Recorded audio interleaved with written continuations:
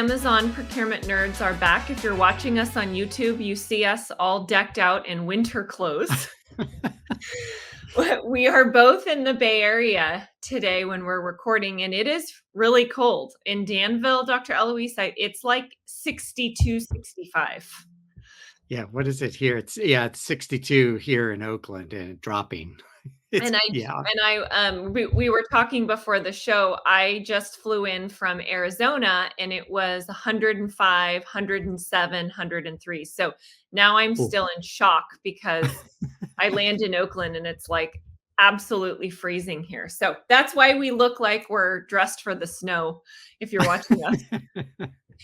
So Dr. Eloise, what are we going to chat about today? We are going to talk about self-care and mental health, two topics that are top of mind. And I should not admit that sounds like I'm hiding something, but I just got back from a 2-month sabbatical. And so that was a very illuminating and eye-opening experience. And it was, and so that became the motivation for doing today's topic. And I think for the first time in my career, I am starting to really prioritize self-care and mental health. I am absolutely not the best person to be chatting about this topic. So I'm going to talk about some of the things that I struggle with. But I am a very obsessive compulsive person, very, very type A. One of the reasons why I actually don't drink alcohol and have never, because I do think I have those tendencies. But when it comes to my work, I completely pour myself into it. And I am not the best at self care and mental health. So I think this will be interesting to kind of talk about our journeys. And then I'm going to share.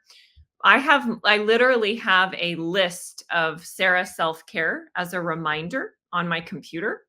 So I'm going to open up today and share what the Sarah self-care list says. Doesn't mean I always do it, but it's a guide.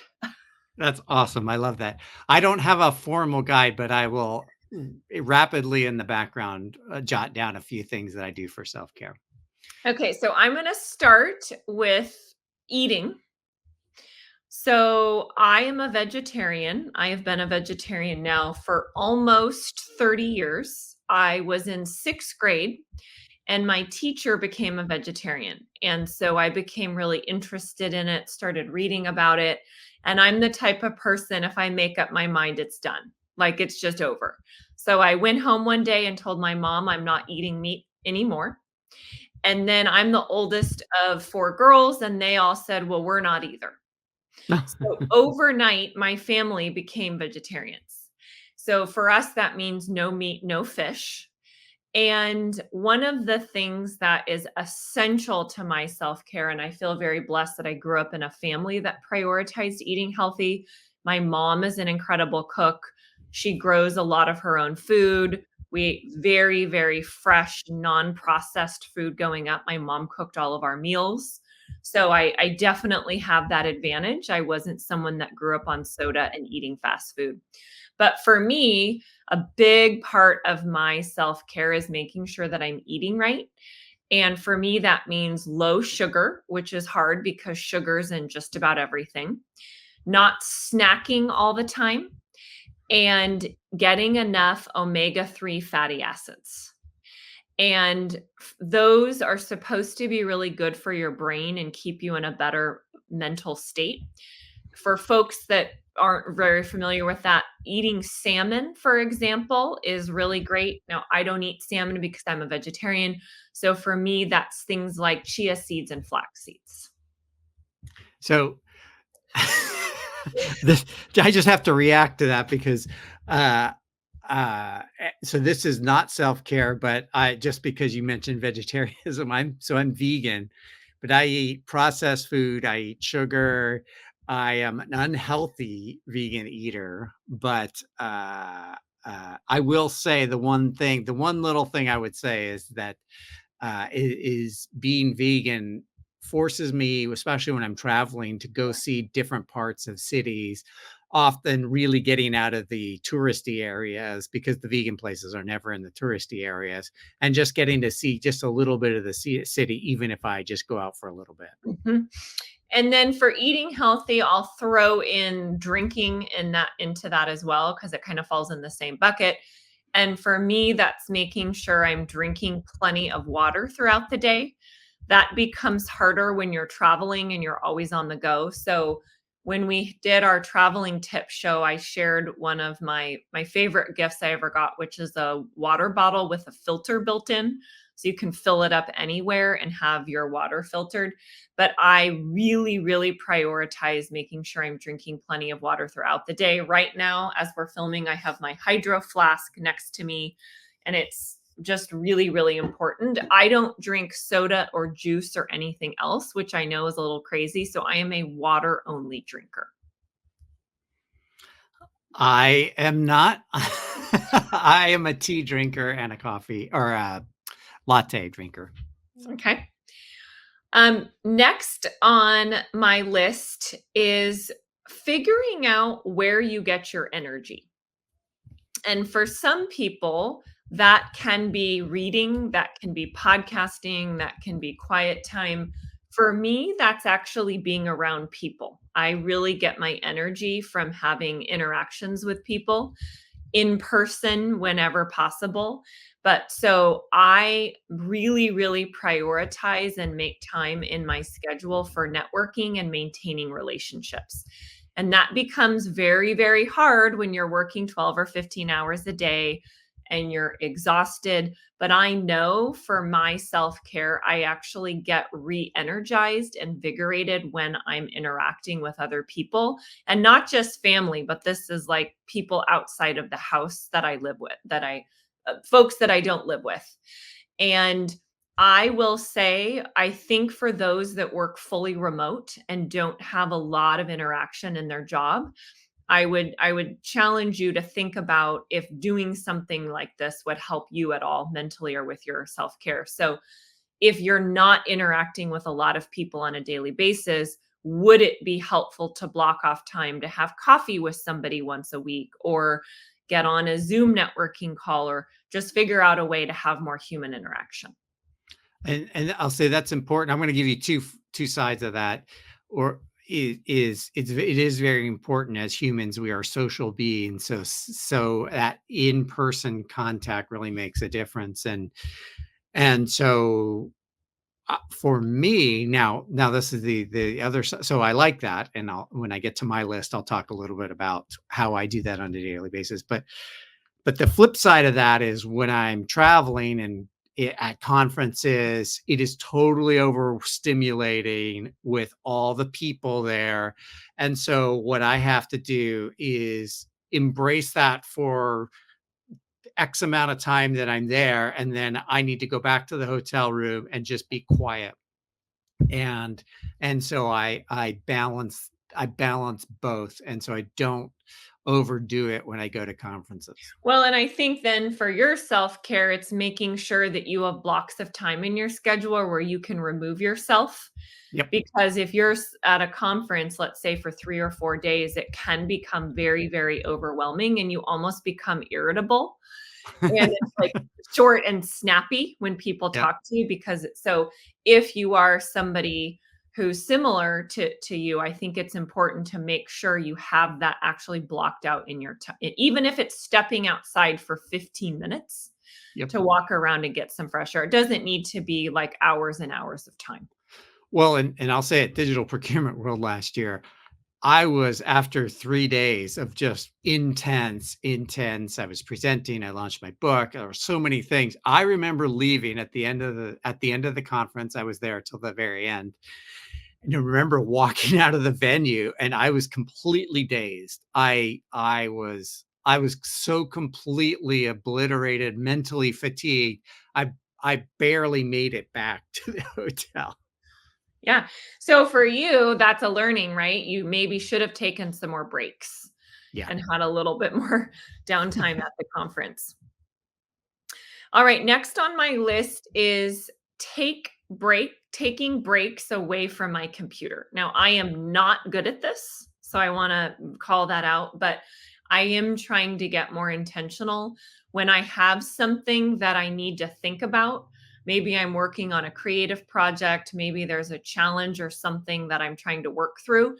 Instead of sitting at my computer, I will now get up, walk around my house, walk around the loop where I live, and I noticeably feel better when I remove myself from my office and from my setting and change it up, have time to mentally process and then come back.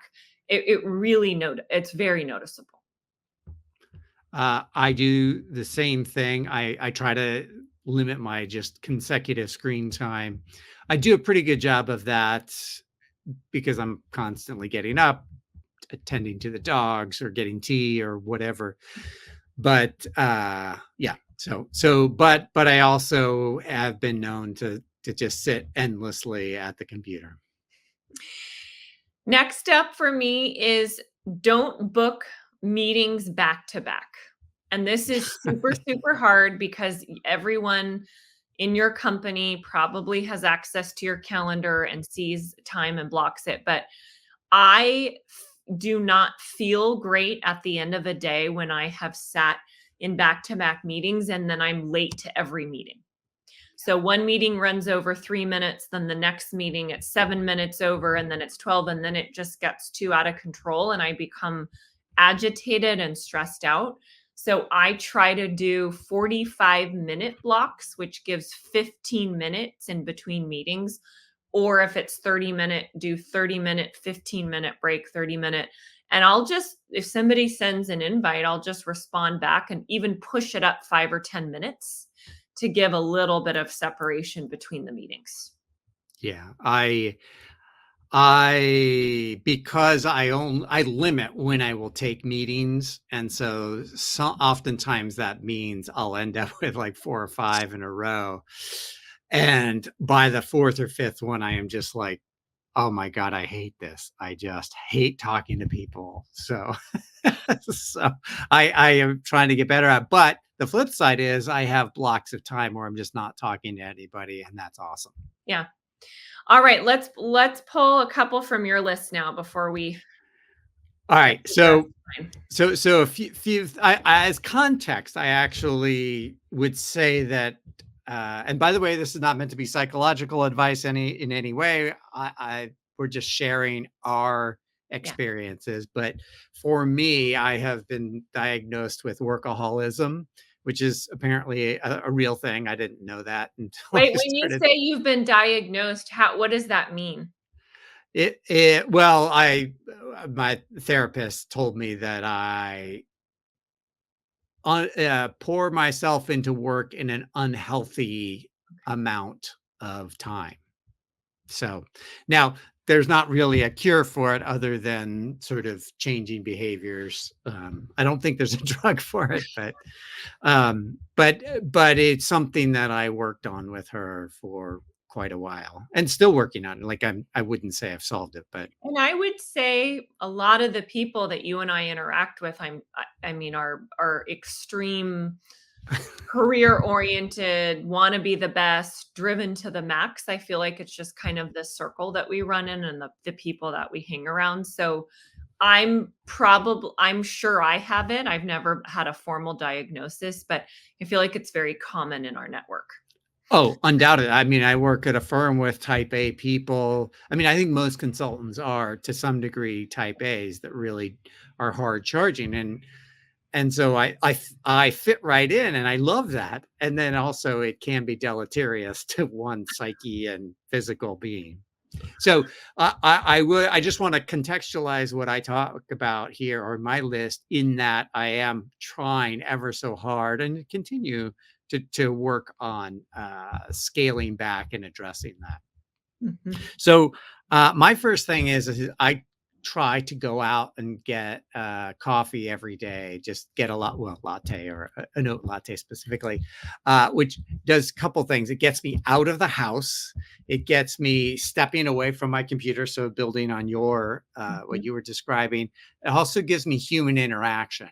Even though I'm not necessarily sitting there having coffee with somebody, it's just nice to interact and just sit in the coffee shop for a little bit and take in So when you people. When you say you go get your latte, you're actually sitting up in the coffee shop and drinking it, not just grabbing it and getting it to go? Well, literally in between. I do get it to go, but I do usually we have to sit to wait for Yeah, it, and I usually sit for a little bit, and, okay. but, yeah, I just, and I'll people watch, or I'll just sort of passively listen in. I'm not really, like, listening to people's conversations, but just sort of taking in all the different Yeah, it's like stimuli. Vegas people watching. Yeah, and it's great. So, that's and I did that before the pandemic. I've actually done that for many years, but the pandemic, obviously, and the lockdown, curbed that, and after the pandemic, I have really come to cherish that time. Mhm. All right, my next one is sleep. Now this I is have this the on my list too. Oh, I'm excited to hear what you have to say.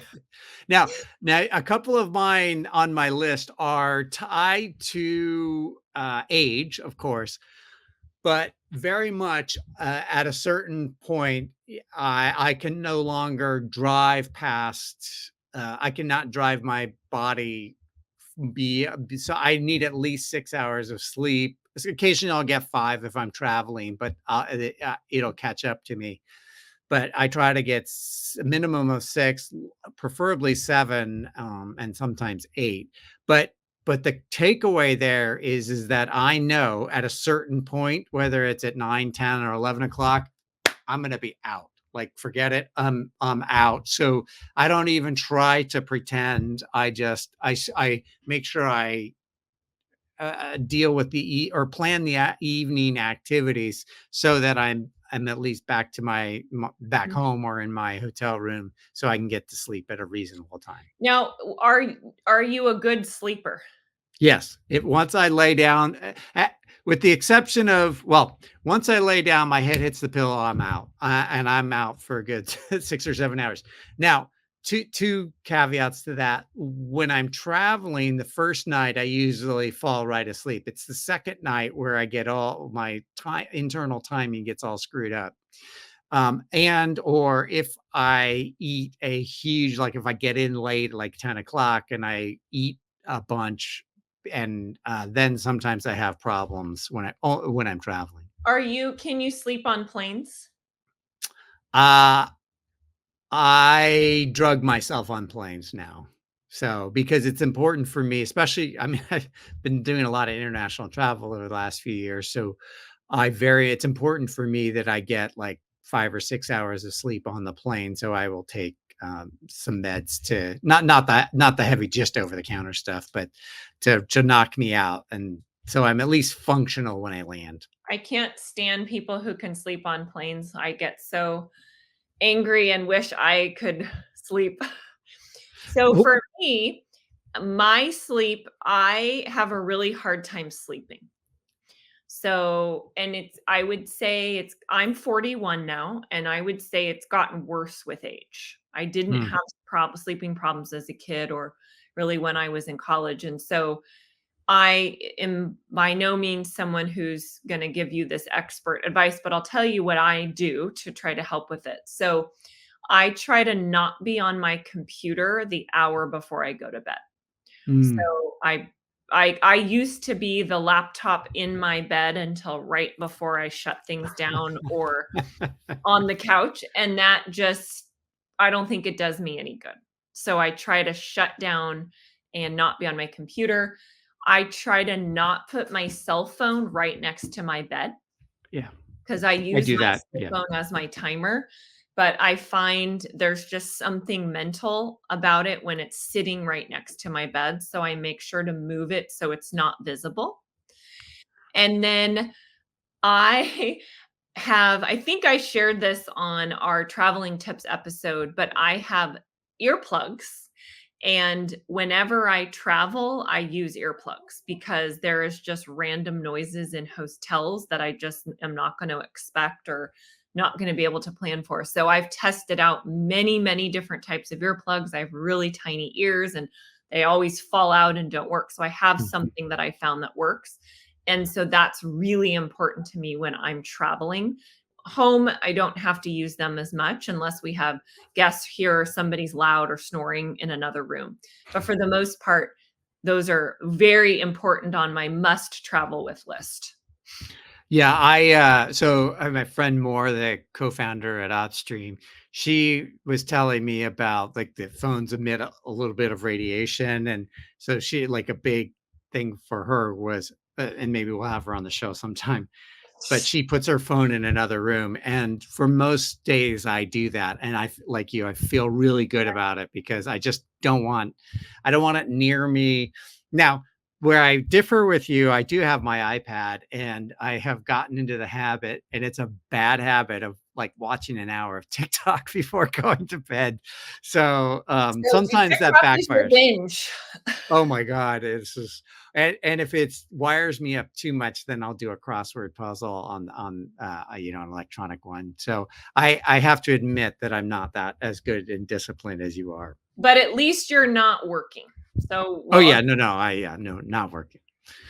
Okay, so building on the sleeping on a plane, uh I can, but not very effectively, but I do not work on planes. oh, So I interesting. I just broke your rule today on my flight. I worked on the whole flight. Now, will I occasionally send an email or somebody text me? Of course, I'll respond. But in general, I just use that time to watch movies or catch up on whatever I'm watching at the moment. And I just because then I'm not trying to like pull out my laptop and like sit in a crunched position and like it's just easier. And then the Wi-Fi, when it cuts out or it's slow, it drives me nuts. So I just download everything that I want to watch, and I just sit there and do crossword puzzles or watch movies. Are you watching anything now that was worthy of sharing with the audience? Oh my Any god, I'm watching so many things. It's certainly the top of mind is Welcome to Wrexham. I think that's a really great show about Rob Ryan and uh, no, Ryan Reynolds. Sorry, Ryan Reynolds and Rob McElhenney. They bought a English soccer team, so that's been fun. Slow Horses, which is an Apple Plus show. It's really good. I'm going to start the Mormon Wives show. I forget what it's called, but that's anyway. Those is that's that I don't know, is the Mormon Wives, is it reality TV? totally. Oh, I'm making a It, note of this, sounds interesting. Oh yeah, it looks so good. Apparently they had a whole TikTok following, and then I don't know. It's sort of well, I haven't seen it, so but it looks like it gets really juicy. Okay. Alrighty. Uh, Next up on your list. all right, so I will. I make sure I exercise. So, and by exercise, that usually means hiking the dogs, unless I'm traveling. And if I'm traveling, then I try to take a walk around whatever city I'm in. And sort of like you, I I need that time to decompress or mentally process whatever it is, especially if I'm going to give a presentation. It helps me to calm down and to sort my thoughts out. And so, like tonight, I'm refining a presentation that I'm going to give Tuesday in Chicago at the CEO for Friends conference. And of course, by the time this launches, it'll have already passed. But uh, I know for sure tonight I will be working through how and practicing it on the walk. And because sometimes getting out really is important. And so when I'm home here in Oakland, I'll hike at least once, if not twice a day, which really helps me to just disconnect. And I'm not on the trail texting or doing other things. I'm out listening or thinking, listening to music, listening to a podcast, listening to an audiobook. So So exercise is essential for me. I am a complete psycho if I don't get enough exercise. So if I had like my perfect world, I would exercise 2 to 3 hours a day. Like I just really love it and enjoy it. Working as much as I work, I'm not able to do that, or I should say I don't make time in my schedule to do that, but I do prioritize getting some form of exercise every day. For me, I now tie it into for those of us in sales and marketing, you probably have something like Gong or Gong itself, which records phone calls. And so for me, I'm in a new industry and a new role. And so I take my exercise time to listen to Gong calls. So I'm listening to sales calls, I'm listening to product calls, I'm listening to customer success calls. And it helps me understand the speak and the language and the objections and messaging. And so it's tremendously valuable. And so I feel like I'm checking two things off at once, exercising and listening to those calls.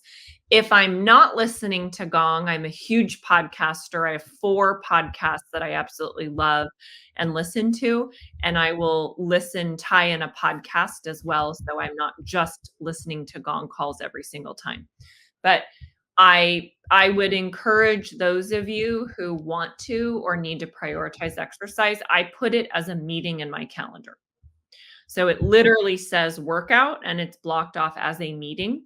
I like to do it right when I get up. So typically mine is first thing in the morning, but you have to treat it like a meeting because it's very easy to, oh, I'm going to delete it or I'm going to push it. And if you were meeting with a prospect or a client, you would not do that. So you just have to be in that mindset. Or you have to have dogs that want to be walked and hiked, that demand that you exercise. Yeah. Or you have pets and it's forced. Yeah, exactly. All right. So my next one, and then we can go back to your list, is vacation or time off. Mm. And I went years without really taking proper time off. And I What does would, yours mean? What are we talking about? um, so there were many years where I would just like stockpile vacation and not take it. And I would, to the point where I was losing it. And I would just over time just take a day off here or there, a couple days off here or there because I was just driving and pushing. And so now and I of course I had a bit of an epiphany during my sabbatical here of like, oh my God, this is so great to step away and really decompress. And in fact, over the last couple of years, I've taken the month of December off because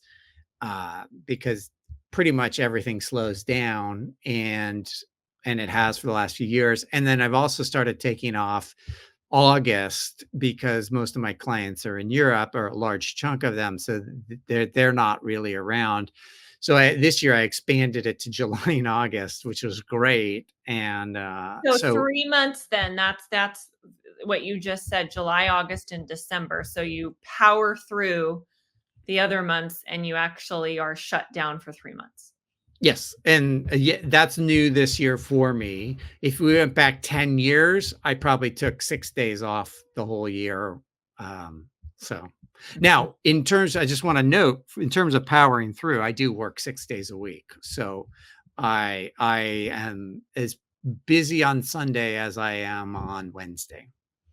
And for your European book of business, Sunday is their Monday? Sunday night is. So I just work on Sundays because it's quiet and there's no calls and nobody's the email traffic is much lower. But if something's important, people usually do check on Sunday night before. So um but typically, so then if you think that so Thursdays, as we talked in a previous episode, I don't take meetings on Thursdays and I don't have meetings on Sundays. That's 2 full days of not having to be interrupted and distracted. Mhm. Yeah, I am not someone who's been very good at taking vacations, especially when you work at startups. No, yeah, that's yeah. There's always a fire, it's always something's happening, and you don't really have people to offboard things to. So you think about, or I would at least think about, okay, well, if I take a week off, I'm going to have to work so much when I come back. Why am I even taking the week off? And I'm not saying that's right, but that's how I definitely operated in my 20s and 30s. I am not the best at taking vacations. When I go on vacations, I am on my computer, I'm on my phone. I think my future state is to actually take a vacation and not bring my computer. That That would would be be like amazing. that would be a big deal for me. So that's on my list as something that I want to try to do. Now, could I do that for 2 or 3 weeks? Probably not. But if I started small, but I always have it, and then what happens is I get on it. Okay, so I think it is worth for me. Something I learned this summer is I'm not as important as my ego would like me to convince myself that I am. And for many years, I convinced myself that nobody else could fill in, or if I stepped away for a week or 3 days even or 2 weeks, somebody would encroach on my space. And it was a very it kind of became consuming. And certainly this summer when I was able to just step away and really check my ego, that was a really lightning moment for me, because it's like, oh yeah, you know what, I don't need to, I'm not the center of the universe. Now I get it, when you're a startup and there's nobody else to do it, you either do it or it doesn't get done. But also just be reflective and say, is it really that important, or am I convincing myself that I'm too important to leave? Well, and it's almost like try it in baby steps. Do a day or 2 days, Yeah, right? Instead of just cold turkey and shut down for 2 weeks. I think you can start small, and I think that's where I need to start. yeah. All right, your All list. right. So last 2 on my list. So first one is don't take things personally. And this is more so show is self-care and mental health. And I think this more falls in the mental health bucket. It is really, really hard when you care so much about what you do and it becomes your life and it kind of becomes your identity and who you are. And then something happens and you have a breakdown. Somebody sends an email that is misinterpreted and it can kind of completely derail and throw you off course. So this is something uh, to the public. I seem very confident and very poised and like a lot of things don't bother me, but I have really had to work at not taking things personally because it just spirals out of control. Mess it used to mess up my whole day. Somebody said something to me or typed something, and maybe it was misinterpreted, maybe it wasn't. And you know what? Life is life, it's business, and you just have to sometimes let things go or address them if something happens and you don't appreciate how you were spoken to or treated, but you can't dwell on it and let it consume you for days or weeks. Oh, okay, so I'm gonna give you my next one because it is absolutely related, and I have I have a funny story, well, not funny, but and a tip, multiple. This is multi-layered, but one of the things that's helped me is therapy, and it's I've had some good success with therapy and some not so great. So your experience may vary if you choose to do it, and if you don't, that's okay too. But I used to have the same thing. People would send me a note, and it would just send me like spinning, spiraling, And then meltdown. your whole day's like shot. Oh, and then I'd be cranky to my spouse, and like it was just miserable. And and it, and if you combine it with the vacation thing, so I remember it was like December, like end of the year. I'd been grinding all year. I hadn't taken any time off, and something happened, and I snapped, and I sent this very public email to a group it was a IT group, and I just let them have it because they had I don't even know if it was their fault, but they were sort of part of they weren't responding fast enough. And so it's one thing to send this meltdown email publicly. And then it's like I was so agitated, and it's 30 minutes. I didn't even get I hadn't gotten a response. So I sent another email, and this one was even more aggressive. And that email went out, and within 30 seconds, my boss at the time was on the phone, and I had to publicly apologize and just take my lumps. And after that point, I have, for the most part, really ratcheted down and don't get worked up. Now, my tip is the one thing is if I am ever upset at a text or an email or anything electronic, I will pick up the phone and call because, again, we are social beings. So once you start talking to people, it's like you start to understand what they were saying. And so many, 98% of the time, it's lost in translation. So, Yeah, and I try if if I'm the person communicating electronically to make sure put myself in the mind or as the recipient, and I'll make sure I'm using words that or communicating appropriately, or emojis if I yeah, say something emojis. that Yep. maybe sounds super harsh, but that's not the intention. And I think that softens it, right? If you have like a smiley face, it I think helps communicate that you're not out on some rant trying to bash people. When you're saying something forceful, you're being very short and to the point. Yeah. All right. Your last one. All right. So my last one is have perspective. Mm, So again, this is something that I struggle with. I'm 41. I've been very blessed that I haven't lost a lot of people close to me. My boyfriend, Paul, who is several years older than me, he lost both of his parents when they were in their 50s. mm, And it was a life-changing experience for him because, one, they lived with him in their last months of life, so he was actually caring for them and kind of living that day to day. But he was grinding, working a full-time job and doing consulting, and was married and had kids. And after his parents passed, he completely changed his life. And one of the things was he cut off his consulting immediately. Now, mm, sure, do we all want more money? Yes. Who doesn't want more money?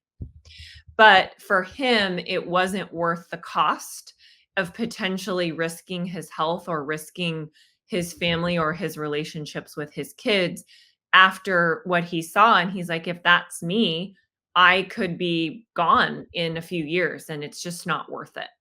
So I really, really try when I have a really crappy day or I'm super stressed out or my to-do list is out of control and I feel like I'm so frustrated or the world's falling apart or I'm just not going to make it or I'm not good enough.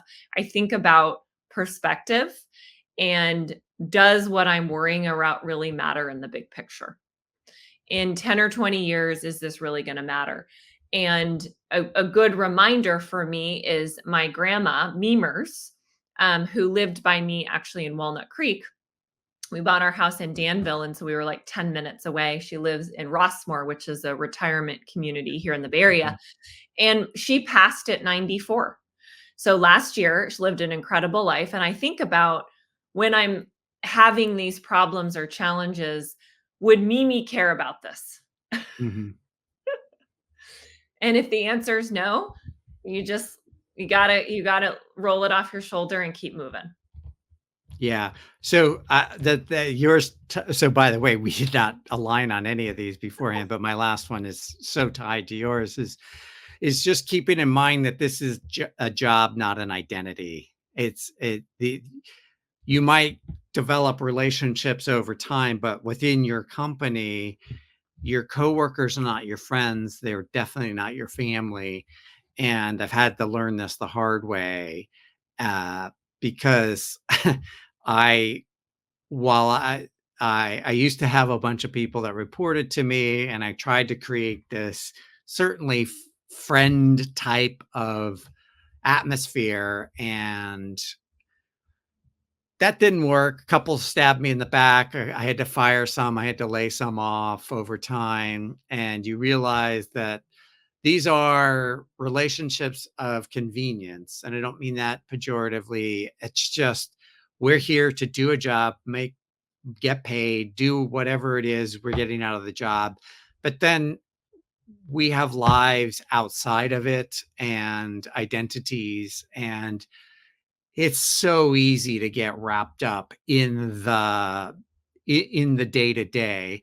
And I'll just add that what I somehow listen to a lot of podcasts, and when I've heard this from firefighters, from SEALs, from Navy SEALs, from other military folks, that while a lot of folks go into those positions thinking that that identity will define them, but whenever I hear them talking, once they leave those jobs, they often struggle to find an identity. And so I think it's important to remember that we're just doing jobs where, no matter how fulfilling, and my job is super fulfilling and I love it, but also I've had to come to terms with it's just a job, it's not an identity.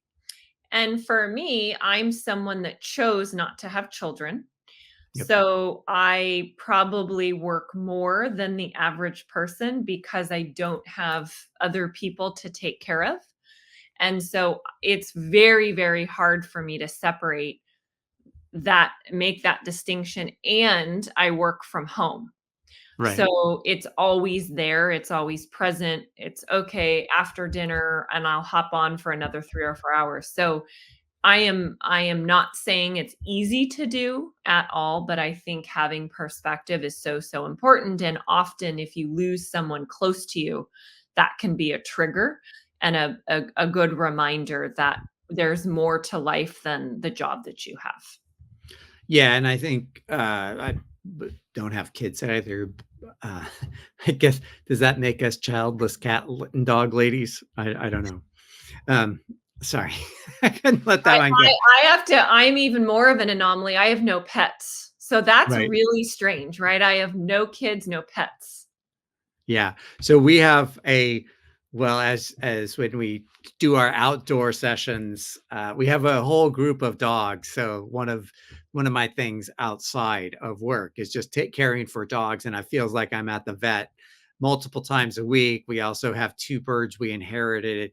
So it's always something going on that needs attention. So that's certainly, and I have tried, and a lot of things have changed for me again as I've gotten older.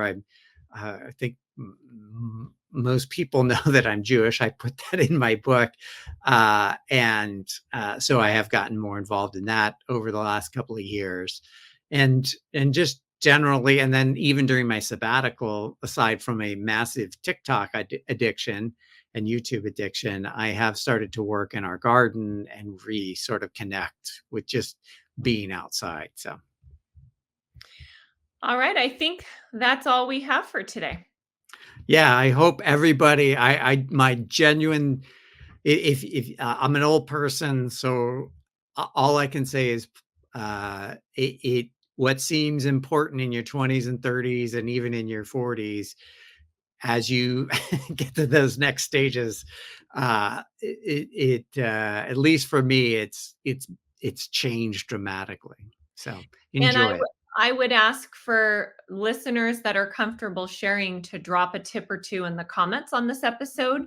If you have any self-care tips that are something that you're striving for, something that has worked for you, or any mental health tips or things that you've listed, or drop those in the comments. And we do take time to read all of them and respond. And Yes, we we will do. see you next Wednesday.